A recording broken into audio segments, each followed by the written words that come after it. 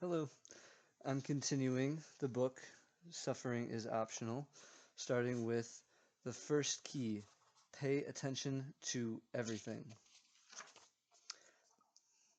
Let's begin. Our experience of life is determined by the focus of our attention. The person whose attention is focused on what is wrong lives in a sea of imperfection.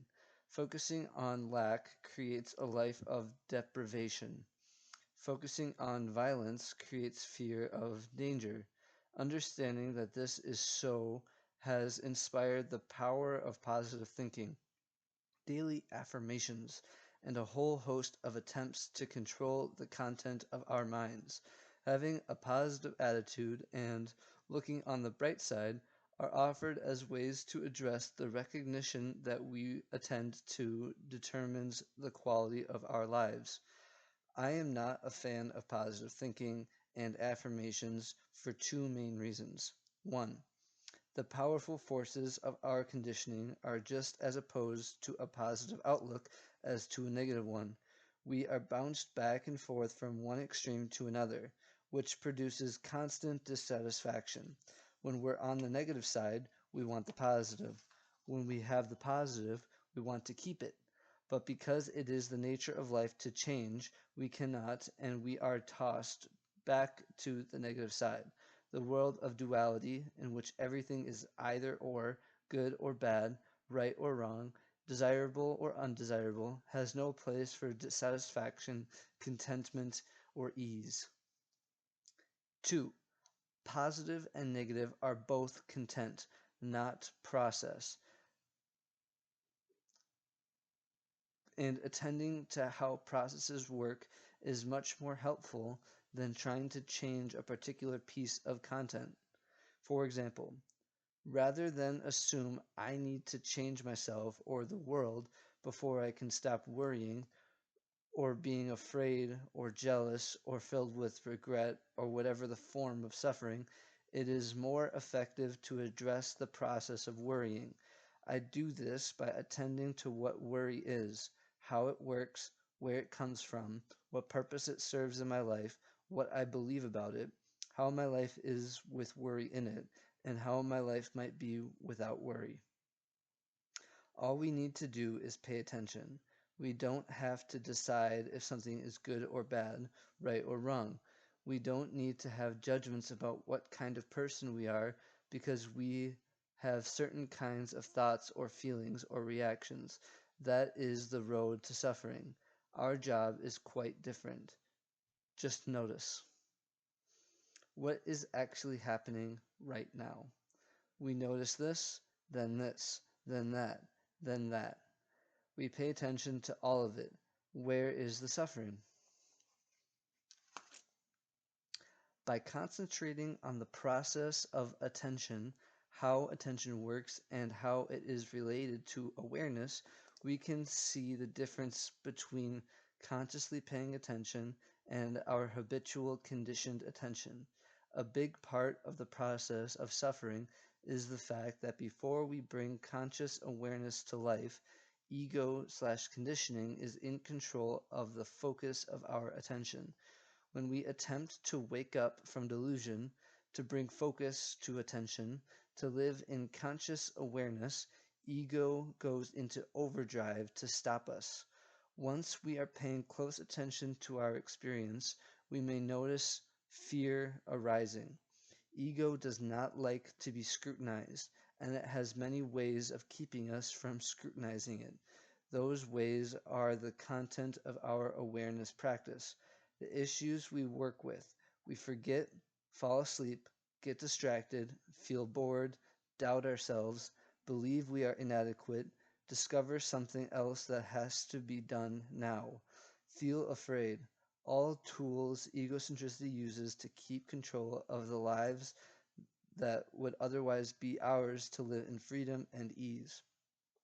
We can learn to pay attention to something like fear with a completely neutral attitude of curiosity, even fascination.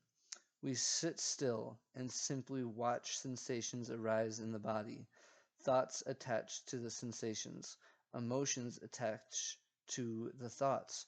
beliefs attached to the emotions, and behaviors attached to the beliefs. Then, an amazing, miraculous thing happens. We can see that none of it means anything. This experience is often followed by a great knee slapping laugh. So stay with it. Don't let fear scare you off. As it says in our fear book, fear is a green light that signals you're on the right track and need to put the pedal to the metal. Here is what I asked the class to do. Sit in a quiet place. Close your eyes if that feels comfortable and allow your breath to deepen. Long, slow, relaxed breaths. Not forcing anything, just gradually letting the breath become more relaxed and easy. Picture that the breath is serving as awareness. As you take a breath in, allow your awareness to expand with the breath until your whole body is filled with breath and awareness. As you exhale, feel your navel draw in toward your spine as the breath leaves your body. All of your awareness is with the navel pulling toward the spine. Inhale and feel your body expand with the breath. Feel the breath and the awareness of the breath filling your whole body down into your fingers and toes. Practice this for several breaths. In this process, you are becoming familiar with a field of awareness. The attention is not moving from thing to thing to thing as it's a habit, but instead is relaxing into the awareness.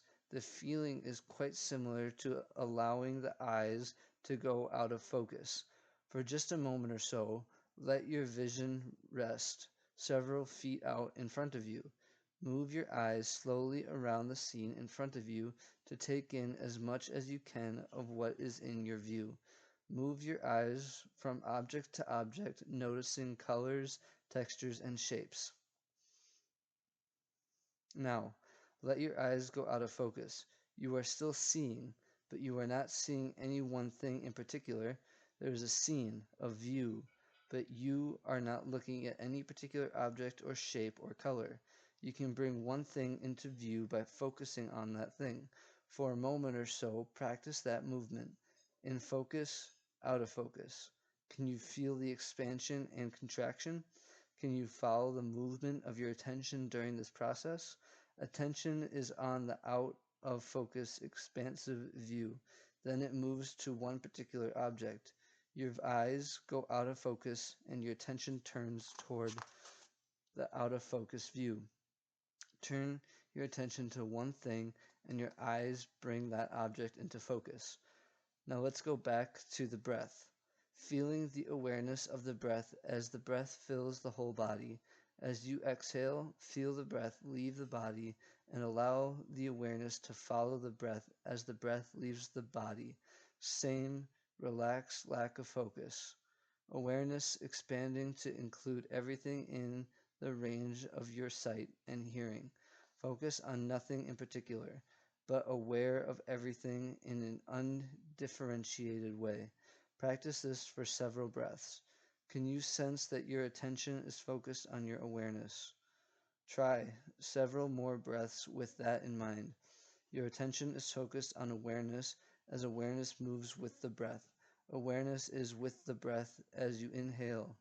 You are aware of your body expanding. As you take in the air, you can feel your whole body expanding at the same time because attention is on awareness rather than having to move from thing to thing in order to give you the information that your body is expanding with the inhalation.